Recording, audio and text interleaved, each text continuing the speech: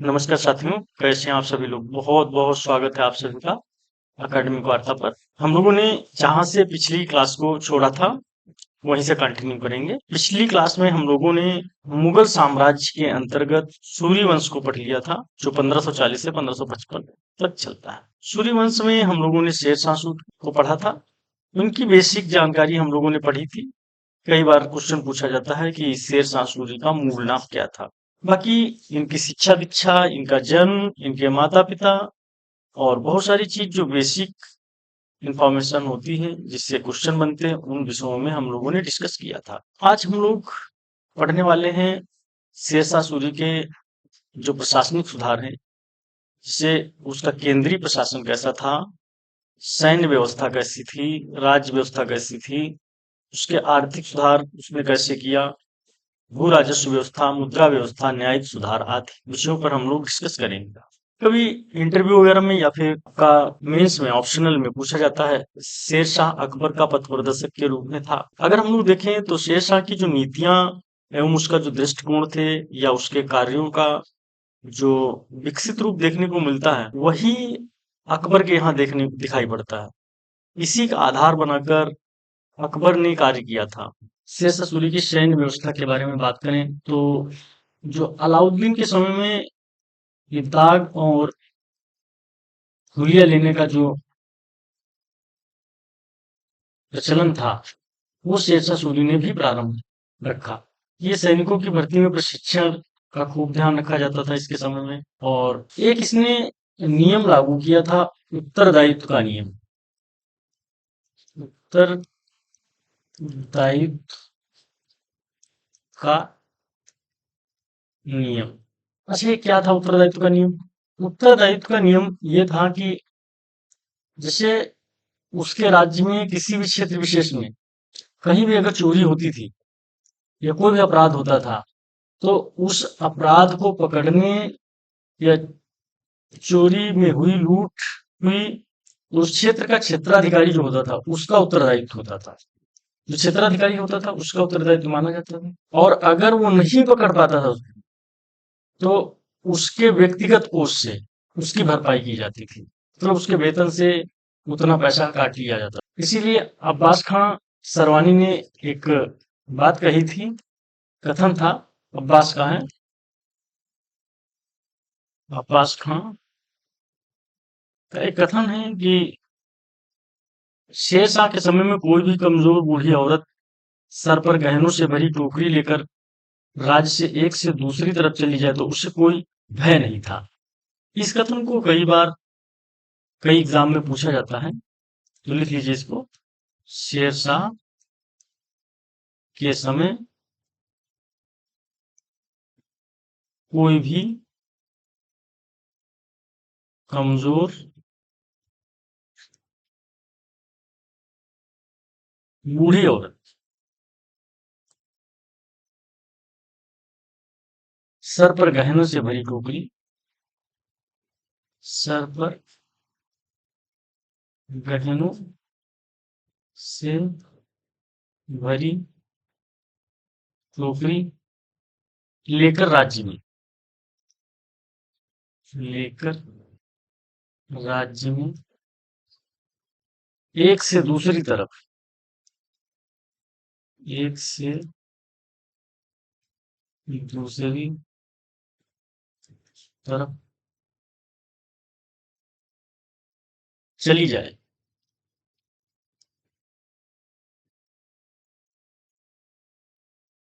तो उससे कोई भय नहीं था,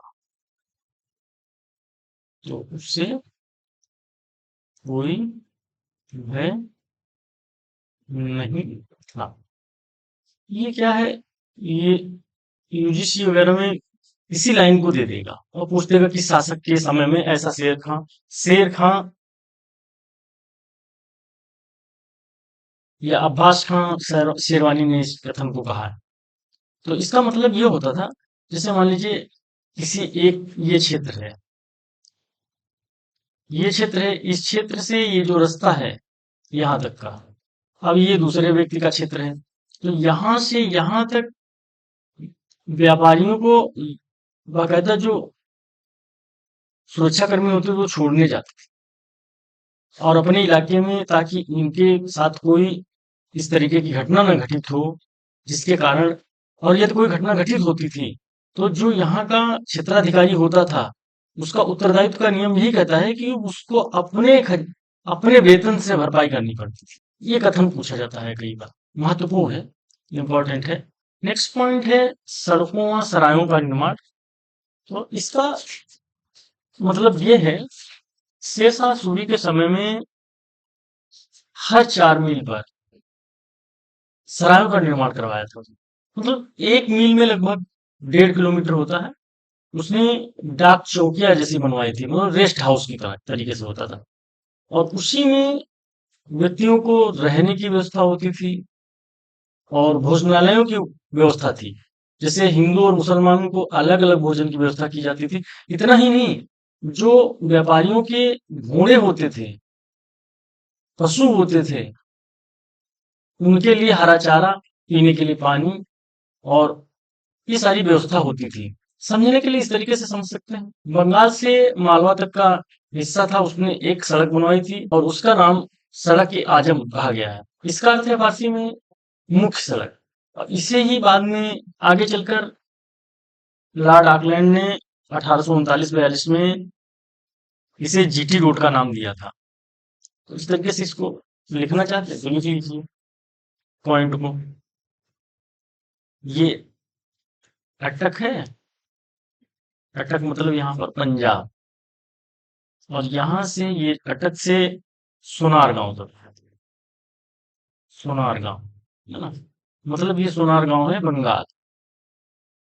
तो यहाँ से ये रास्ता, ये सड़क बनवाया था, इसी का नाम लिखा था उसने सड़क ए आजम, सड़क ए आजम।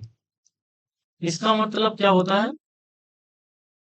सड़क ए आजम का मतलब होता है मुख्य मार्ग, है ना। आगे चलकर इसी को लॉर्ड ऑकलैंड ने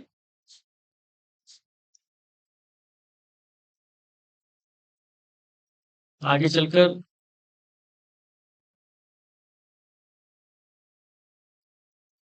लॉर्ड ऑकलैंड ने 1839-42 में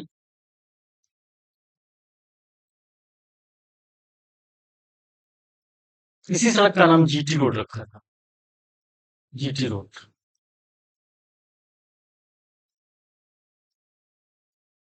समझ में इस बात को? और इतना ही नहीं, ये मौर्य काल में उत्तरापथ के नाम से जानी जाती थी। मौर्य काल में उत्तरापथ बोलते थे इसी सड़क। और सड़क के बीच में सराय बने होते थे इस तरीके से, मान लीजिए ये सड़क, ठीक है, और यहाँ पर ये सराय, फिर से सड़क, ये सराय बने हुए हैं, सराय बना दिया। ये हर 4 मील पर, मतलब 6 किलोमीटर पर, 4 मील, लगभग 6 किलोमीटर। अब इसमें क्या होता था, जो यहाँ यात्री आते थे, ठहरते थे, जो हिंदू यात्री होता था उसको हिंदू भोजन, और जो मुस्लिम यात्री होते थे उनको मुस्लिम भोजन की व्यवस्था, और साथ में जो उनके जानवर होते थे, घोड़े होते थे, उनको यहाँ पर हरा चारा, पीने के लिए पानी आदि की व्यवस्था होती थी। अब्बास खान सरवानी ने इसको कहा है कि ये जो राज्य की धमनियां थी, अब्बास खान सरवानी ने कहा, ये प्रश्न यूजीसी में पूछा गया है कि कौन सा ऐसा शासक था जिसने सरायों का निर्माण कराया था, और वहां सराय मतलब ये जो है रेस्ट हाउस टाइप का, जैसे यात्री यहाँ से चले, यहाँ तो थक गए तो यहाँ रेस्ट कर रहे हैं, रुक गए। और जब हम मौर्य काल में और उत्तर काल में पढ़ रहे थे, उस समय आप देख रहे थे कि जो उत्तरापथ से लोग आते थे तो वो बौद्ध मठों में रुकते थे। बाद में यही डाक चौकियों के रूप में, और बाद में यही बाजार के रूप में निर्माण हो गया, इनका बाजार के रूप में बदल गई थी। कौन सा शासक था जिसने सरायों का निर्माण कराया और भोजनालय की व्यवस्था करी, हिंदू और मुसलमानों को अलग अलग भोजन की व्यवस्था की थी? ये क्वेश्चन पूछा गया है इस तरीके से। इम्पोर्टेंट। अच्छा, मुद्रा सुधार की बात करें अगर हम लोग, तो मुद्रा व्यवस्था में शेरशाह सूरी की मुद्रा व्यवस्था जो है वो दो मामलों में बहुत महत्वपूर्ण है। उसने जो पुरानी मुद्राएं थी इल्तुतमिश के समय से जो चली आ रही थी, घिस पिट गई थी, इसलिए उसने उन सभी मुद्राओं को गलवा दिया था और शुद्ध मानवीकृत सिक्के उसने प्रारंभ करवाए थे। पुराने सिक्कों को गलवा दिया था, इस तरीके से कह सकते हैं। और उसने इस तरीके से देख सकते हैं स्वर्ण सिक्का,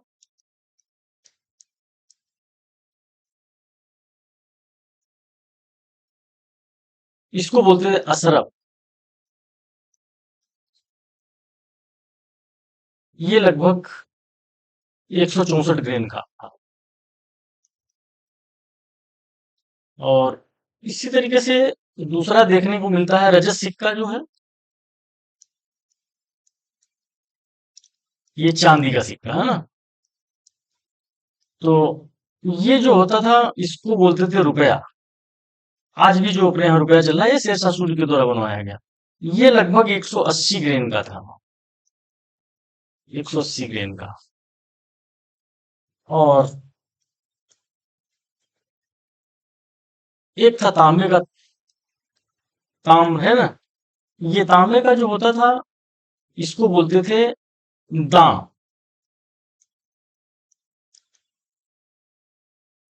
ये लगभग वही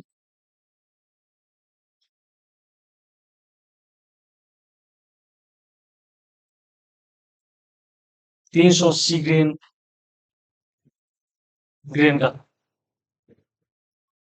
अच्छा, इस सिक्कों पर अरबी और फारसी या देवनागरी लिपि में सिक्कों की मात्रा या उनकी वैल्यू है या टकसाल का नाम इत्यादि लिखवाया था उसने। पहली बार किसी देवनागरी लिपि में किसी मुस्लिम शासक ने नाम लिखवाया था। और ये रुपया नामक जो सिक्का है ये बहुत महत्वपूर्ण है, पहली बार जारी हुआ था। न्याय व्यवस्था की अगर बात हम लोग करें तो शेरशाह सूरी स्वयं हर बुधवार को बैठता था, जनता के बीच जनता की बात सुनता था। और मीर ए अदल की नियुक्ति की थी इसने, मीर ए अदल की नियुक्ति की थी इसने।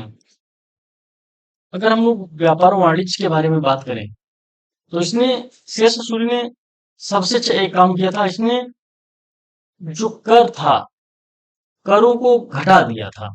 जैसे मान लीजिए कोई व्यापारी है तो वो मान लीजिए यहाँ से एंट्री किया और ये प्रांत है छोटा सा, यहाँ पर टैक्स देता था। फिर उसके बाद में आगे बढ़ा, मान लीजिए प्रांत के बाद ये अंदर एंट्री किया तो यहाँ टैक्स दे रहा, उसके बाद यहाँ टैक्स दे रहा, छोटे छोटे गांव है यहाँ टैक्स दे रहा। लेकिन इसने ऐसा मना कर दिया, इसने क्या किया, जहां एंट्री पॉइंट है सिर्फ वहीं पर टैक्स देना है। इस तरीके से क्या है, जो व्यापारी थे उ- उनकी संख्या बढ़ी। इसका मतलब था परिवेश करते समय या निकलते समय ही टैक्स देना है आपको, प्रांत में, गांव में, जिला समूह में ऐसे टैक्स नहीं देना है। इसलिए इसका जो है व्यापारियों की संख्या बढ़ी, जिससे इसको ज्यादा लाभ हुआ। अच्छा, मानकीकृत की बात अगर करें तो उसने भूमाप के लिए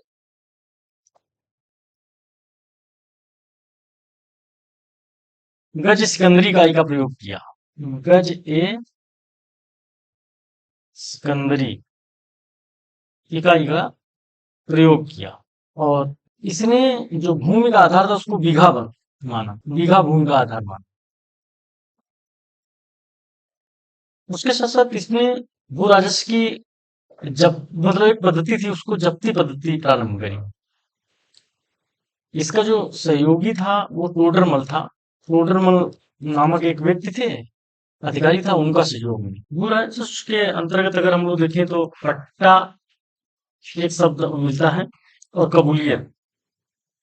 कबूलियत का मतलब ये है कि एक पत्र पर जो कृषक होते थे वो कबूल करते थे किसान कि इतना टैक्स देंगे हम, डायरेक्ट किसान से संपर्क था।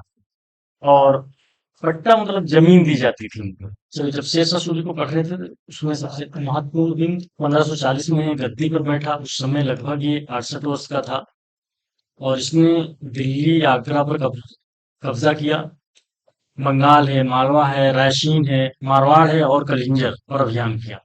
तो जब इसने मारवाड़ अभियान किया था, एक लाइन बोली थी, मुट्ठी भर बाजरा के लिए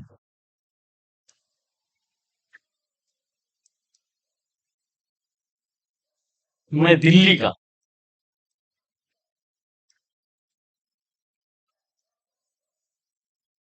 ताश खोने चला था।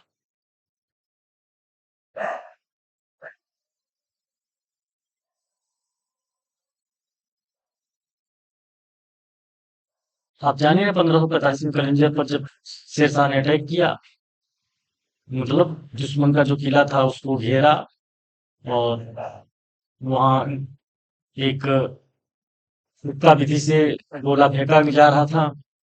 वही गोला दीवार से टकरा कर और वापस इसी के पास आ गया जहां ये खड़ा था, और ब्लास्ट हो गया।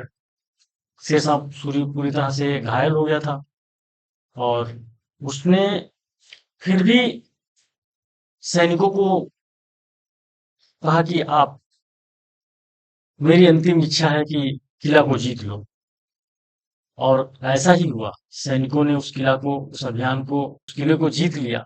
लेकिन शेरशाह सूरी भले ही 5 वर्षों तक गद्दी पर बैठा हो, लेकिन उसके द्वारा किए गए जो कार्य हैं वो दिखाई देते हैं। बाद में अकबर जब गद्दी पर बैठता है तो उसने उसकी नीतियों को अपनाया। यही मेन पॉइंट है कुछ। जैसे इसने सड़क ए आजम बनवाया, सड़क ए आजम, है ना, बाद में जो जीटी रोड के रूप में उभर कर आई। और इसने सड़क के बीच बीच सराय बनवाए, सड़क के बीच बीच में सराय बनवाए। बाकी तो स्टोरी आपको पता ही, अभी बताया हूँ। और जहाँ मतलब यात्री ठहर सकते थे, आगे लिख लीजिए, जहाँ यात्री ठहर सकते थे। ठीक है। मुद्रा के रूप में इसने रुपया, जो चांदी का था, और दाम, जो तांबे का था, चलाया।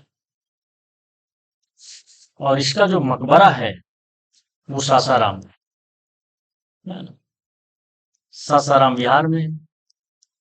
सासाराम में मतलब बिहार, बिहार स्टेट इसका मकबरा है। जो मकबरा है ये पानी के बीचों बीच बना है, पानी के बीचों बीच बना है। और 1545 में शेरशाह सूरी की मृत्यु हुई थी।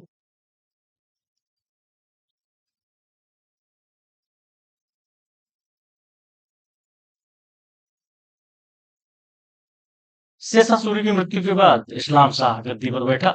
आज की क्लास यहीं तक। नेक्स्ट क्लास में हम लोग पढ़ेंगे भारत के एक महान व्यक्ति अकबर के बारे में। तो आप लोग जुड़े रहें, जो लोग नए हैं चैनल को सब्सक्राइब कर लीजिए। बहुत बहुत धन्यवाद। Thank you.